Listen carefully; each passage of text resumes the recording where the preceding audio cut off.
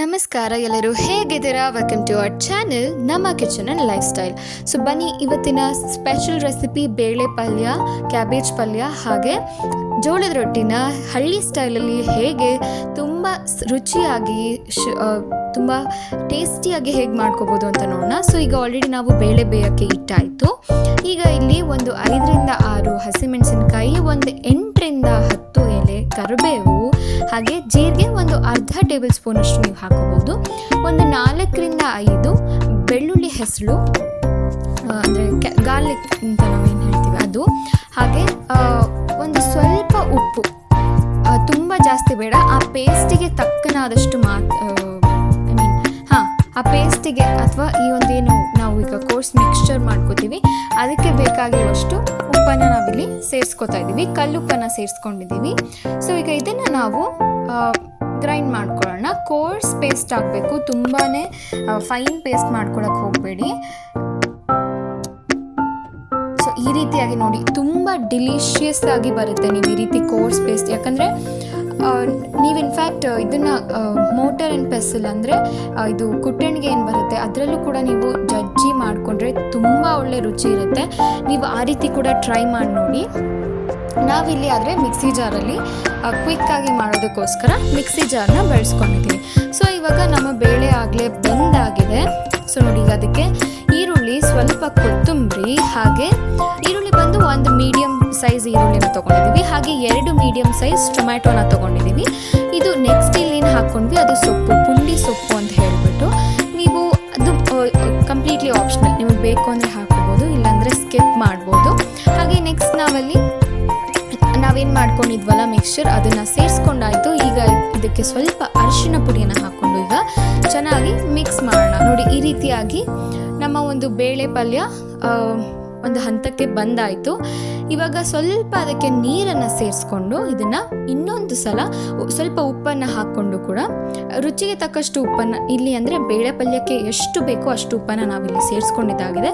ಈಗ ಇದನ್ನು ಮುಚ್ಚಿಬಿಟ್ಟು ಇನ್ನೊಂದು ವಿಷಲ್ ನಾವು ಇದನ್ನ ಕೂಗಿಸ್ಬೇಕಾಗತ್ತೆ. ಓಕೆ, ಸೊ ಈಗ ನಾವು ಸೀಸ್ನಿಂಗಿಗೆ ಏನೇನು ಬೇಕು ಅಂತ ನೋಡೋಣ. ಇಲ್ಲಿ ಈಗ ನಾವು ಒಂದು ಪ್ಯಾನಲ್ಲಿ ಒಂದು 3ರಿಂದ 4 ಟೇಬಲ್ ಸ್ಪೂನ್ ಅಲ್ಲ, ಒಂದು 3 ಟೇಬಲ್ ಸ್ಪೂನಷ್ಟು ಎಣ್ಣೆ, ಹಾಗೆ ಒಂದು ಅರ್ಧ ಚಮಚದಷ್ಟು ಸಾಸಿವೆ, ಅರ್ಧ ಚಮಚದಷ್ಟು ಜೀರಿಗೆ, ಹಾಗೆ ಒಂದು 8ರಿಂದ 10 ಎಲೆ ಕರಿಬೇವು. ಸೊ ಸೀಸ್ನಿಂಗಿಗೆ ತಕ್ಕನಾದಷ್ಟು ನಾವೀಗಿಲ್ಲಿ ಎಲ್ಲ ಇಂಗ್ರೀಡಿಯೆಂಟ್ಸ್ನ ಹಾಕ್ಕೊತಾ ಇದ್ದೀವಿ. ಸೊ ಹಾಗೆ ಕರಿಬೇವು ಇಷ್ಟನ್ನು ಹಾಕ್ಕೊಂಡು ನಾವೀಗ ಇದನ್ನು ಬನ್ನಿ, ಇವಾಗ ಬೇಳೆ ಕೂಡ ರೆಡಿಯಾಗಿದೆ. ಇನ್ನು ನಾವು ಬೇಯಿಸ್ಕೊಳಕ್ಕೆ ಇಟ್ಕೊಂಡಿದ್ವಿ, ಅದು ಬೆಂದಾಗಿದೆ. ಈಗ ಇದಕ್ಕೆ ನಾವು ನೋಡಿ ಈ ರೀತಿಯಾಗಿ ಸೀಸ್ನಿಂಗ್ನ ಆ್ಯಡ್ ಮಾಡಿಕೊಂಡ್ರೆ ಫೈನಲಿ ನಮ್ಮ ಬೇಳೆ ಪಲ್ಯ ಸೂಪರಾಗಿ ರೆಡಿಯಾಗಿದೆ. ಇವಾಗ ಕ್ಯಾಬೇಜ್ ಪಲ್ಯ ಬಂದುಬಿಟ್ಟು ಹೇಗೆ ಮಾಡೋದು ಅಂತ ನೋಡೋಣ. ಈಗ ಇಲ್ಲಿ ನಾವು ಒಂದು ಅದೇ ಕುಕ್ಕರಲ್ಲಿ ಒಂದು 3-4 ಟೇಬಲ್ ಸ್ಪೂನಷ್ಟು ಎಣ್ಣೆನ ಹಾಕ್ಕೊಂಡು ಅದಕ್ಕೆ ಸಾಸಿವೆ, ಜೀರಿಗೆ, ಕರಿಬೇವು ನಾರ್ಮಲ್ ಎಲ್ಲದೂ ಕೂಡ ನಾರ್ಮಲ್ ಸೀಸ್ನಿಂಗಿಗೆ ಎಷ್ಟು ನಾವು ಬಳಸ್ತೀವಿ ಅಷ್ಟನ್ನು ಬಳಸ್ಬೋದು. ಹಾಗೆ ಅದರ ಜೊತೆಗೆ ಈರುಳ್ಳಿಯನ್ನು ಕೂಡ ಹಸಿಮೆಣಸಿನ್ಕಾಯಿ ಜೊತೆಗೆ ಒಂದು 3ರಿಂದ 4 ಹಸಿಮೆಣಸಿನ್ಕಾಯಿ ತೊಗೊಂಡಿದ್ದೀವಿ. ಅದರ ಜೊತೆಗೆ ಒಂದು ಮೀಡಿಯಮ್ ಸೈಜ್ ಈರುಳ್ಳಿಯನ್ನು ಅದಕ್ಕೆ ಸೇರಿಸ್ಕೊಂಡಿದ್ದಾಯಿತು. ಅದು ಚೆನ್ನಾಗಿ ಬೆಂದ ಮೇಲೆ ಈ ರೀತಿಯಾಗಿ ನಾವು ಕ್ಯಾಬೇಜ್ನ ಹೆಚ್ಚಿಕೊಂಡು ಹಾಕ್ಕೊಳ್ತಾ ಇದ್ದೀವಿ. ನೋಡಿ ಈ ರೀತಿಯಾಗಿ ನಂತರದಲ್ಲಿ ಇದನ್ನು ಚೆನ್ನಾಗಿ ಮಿಕ್ಸ್ ಮಾಡ್ಕೋಬೇಕು. ಈ ರೀತಿಯಾಗಿ ಇದು ಬಂದುಬಿಟ್ಟು ಪಕ್ಕಾ ಉತ್ತರ ಕರ್ನಾಟಕ ಸ್ಟೈಲ್, ಹಳ್ಳಿ ಸ್ಟೈಲ್ ಪಲ್ಯಗಳು, ಮತ್ತು ಇದು ಕಂಪ್ಲೀಟ್ ಮೀಲ್ ಅಂತಲೇ ಹೇಳ್ಬೋದು. ಇದನ್ನು ಬ್ರೇಕ್ಫಾಸ್ಟ್ಗೆ ನೀವು ತಿನ್ಬೋದು, ಅಥವಾ ಆಫ್ಟರ್ನೂನ್ ಲಂಚ್ಗೂ ತಿನ್ಬೋದು, ಅಥವಾ ರಾತ್ರಿ ಇದಕ್ಕೆ ಡಿನ್ನರ್ಗೂ ಕೂಡ ತಿನ್ಬೋದು. ಬಿಕಾಸ್ ಇದು ಎಲ್ಲ ಹೊತ್ತಿಗೂ ತುಂಬ ಚೆನ್ನಾಗಿ ಮ್ಯಾಚ್ ಆಗುತ್ತೆ. ಬಿಕಾಸ್ ಅಷ್ಟು ಹೆಲ್ದಿ, ಈವನ್ ಯಾರೇ ಡಯಟ್ ಮಾಡೋರಿದ್ರು ಏನಿದ್ರು ಕೂಡ ಅವರು ಕೂಡ ಇದನ್ನು ನಿಜವಾಗ್ಲೂ ಸವಿಬೋದು. ಬಿಕಾಸ್ ಅಷ್ಟು healthy, tasty and very very time saving recipes ಅಂದರೂ ಕೂಡ ತಪ್ಪಾಗಲ್ಲ. ಬಿಕಾಸ್ ತುಂಬ ಸಿಂಪಲ್ ರೆಸಿಪೀಸ್ ಅಥವಾ ಸ್ಟೆಪ್ಸ್ ಇರುತ್ತೆ ಇದು ಪಲ್ಯಗಳೆಲ್ಲ. ಈಗ ಇದಕ್ಕೆ ಉಪ್ಪನ್ನು ಸೇರಿಸ್ಕೊಂಡ್ರು ಸೊ ದ್ಯಾಟ್ ಕ್ಯಾಬೇಜ್ ಚೆನ್ನಾಗಿ ಬೆಂದ್ಕೊಡುತ್ತೆ. ಅದ್ರ ಜೊತೆಗೆ ಉಪ್ಪು ಕೂಡ ನಾವು ಸೇರಿಸ್ಕೊಂಡಂಗಾಗುತ್ತೆ. ಸೊ ಹಾಗಾಗಿ ಈಗ ಈ ರೀತಿಯಾಗಿ ನಮ್ಮ ಕ್ಯಾಬೇಜ್ನ ಫ್ರೈ ಮಾಡ್ಕೋಬೇಕಾಗತ್ತೆ. ಸ್ವಲ್ಪ ಜಾಸ್ತಿ ಹೊತ್ತು ಹಿಡಿಯುತ್ತೆ ಫ್ರೈ ಆಗೋದಕ್ಕೆ.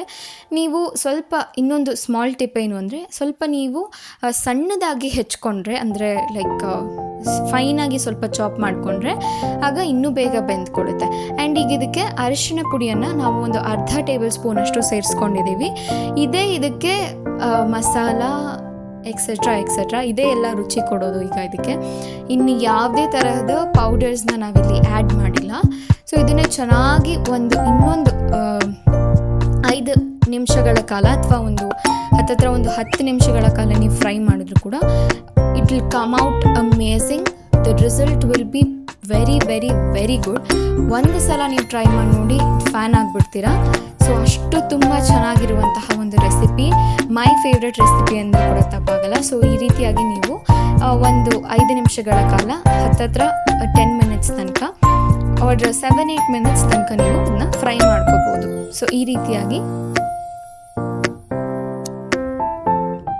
ನಮ್ಮ ಒಂದು ಪಲ್ಯ ರೆಡಿ ಆಯಿತು. ಈಗ ಅಂದರೆ ಒಂದು ಹಂತಕ್ಕೆ ಬಂದಿದೆ. ಈಗ ಇದಕ್ಕೆ ಟೊಮ್ಯಾಟೋನ ಹಾಕ್ಕೊಳ್ತಾ ಇದ್ದೀವಿ. ಒಂದು ಅರ್ಧ ಟೊಮ್ಯಾಟೊ ಸಾಕು, ತುಂಬ ಬೇಡ. ಇದು ಆ್ಯಕ್ಚುಲಿ ಆಪ್ಷನಲ್. ಇದ್ರ ಬದಲು ಕೆಲವೊಬ್ಬರು ಹುಣಸೆ ಹಣ್ಣನ್ನು ಸೇರಿಸ್ತಾರೆ, ಅಂದರೆ ಹುಣಸೆ ಹಣ್ಣಿನ ರಸ, ಟ್ಯಾಮ್ರಿನ್ ಜ್ಯೂಸ್ನ, ಅಥವಾ ಇಲ್ಲ ಅಂದರೆ ನಿಂಬೆ ಹಣ್ಣನ್ನು ಕೂಡ ಕೆಲವೊಬ್ಬರು ಸೇರಿಸ್ತಾರೆ, 1/2 ಟೇಬಲ್ ಸ್ಪೂನಷ್ಟು. ಸೊ ಇಟ್ ಈಸ್ ಲೈಕ್ ನೀವು ಇವು 3ರಲ್ಲಿ ಯಾವುದನ್ನು ಬೇಕಾದರೂ ಆ್ಯಡ್ ಮಾಡ್ಕೋಬೋದು. ಇಲ್ಲಿ ನಾವು ಒಂದು ಅರ್ಧ ಟೊಮ್ಯಾಟೋನ ತೊಗೊಂಡಿದ್ದೀವಿ, ಅದನ್ನು ಚಾಪ್ ಮಾಡಿಬಿಟ್ಟು ಇಲ್ಲಿ ಹಾಕ್ಕೊಂಡಿದ್ದೀವಿ. ಸೊ ಇದನ್ನು ಈಗ ನಾವು ಇನ್ನೊಂದು 5 ಮಿನಿಟ್ಸ್ ಇದೇ ರೀತಿ ಫ್ರೈ ಮಾಡ್ಕೋಬೇಕಾಗುತ್ತೆ.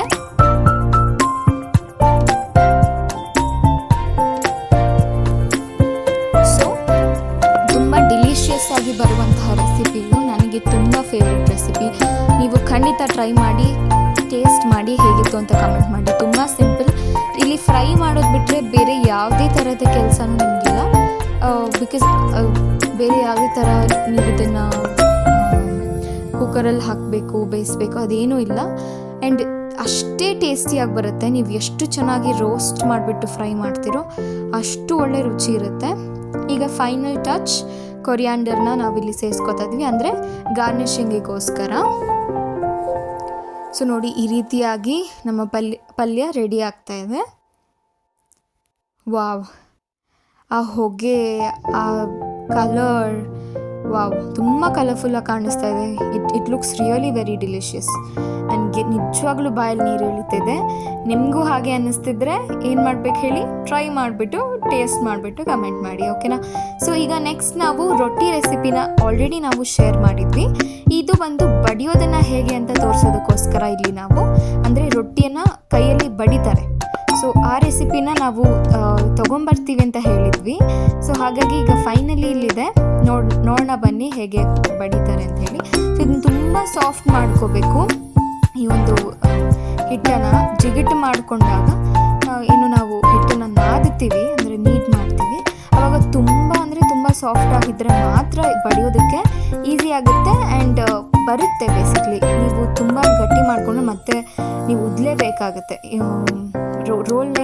ರೋಲ್ ಮಾತ್ರ ಪಾಸಿಬಲ್ ಇರುತ್ತೆ. ಬಟ್ ಸ್ವಲ್ಪ ಜಾಸ್ತಿ ಸಾಫ್ಟ್ ಮಾಡಿಕೊಂಡ್ರೆ ನಿಮಗೆ ತುಂಬ ಈಸಿ ಆ್ಯಂಡ್ ಡಿಲಿಷಿಯಸ್ ಆಗಿ ರೆಸಿಪಿ ಬರುತ್ತೆ. ಅಂದರೆ ಅಷ್ಟು ಪ್ರಾಪರಾಗಿ ಬರುತ್ತೆ. ಸೊ ನೋಡಿ, ಈ ರೀತಿಯಾಗಿ 2 ಕೈಯನ್ನು ಬಳಸಿ ಈ ರೀತಿಯಾಗಿ ಬಡಿಬೇಕಾಗುತ್ತೆ. ಸೊ ಬರೀ ಕೈಯಲ್ಲಿ ಮಾಡಿಬಿಟ್ಟು ತೋರಿಸ್ತಾ ಇದ್ದಾರೆ. It's really very very traditional recipe and also a little bit difficult ಅಂತಲೂ ಹೇಳ್ತಾರೆ. ಬಿಕಾಸ್ ಬಹಳ ಜನಕ್ಕೆ ತಟ್ಟಿರುವಂತಹ, ಅಂದರೆ ಈ ರೀತಿಯಾಗಿ ಬಡ್ದಿರುವಂತಹ ರೊಟ್ಟಿ ತುಂಬ ಇಷ್ಟ ಅಲ್ವಾ?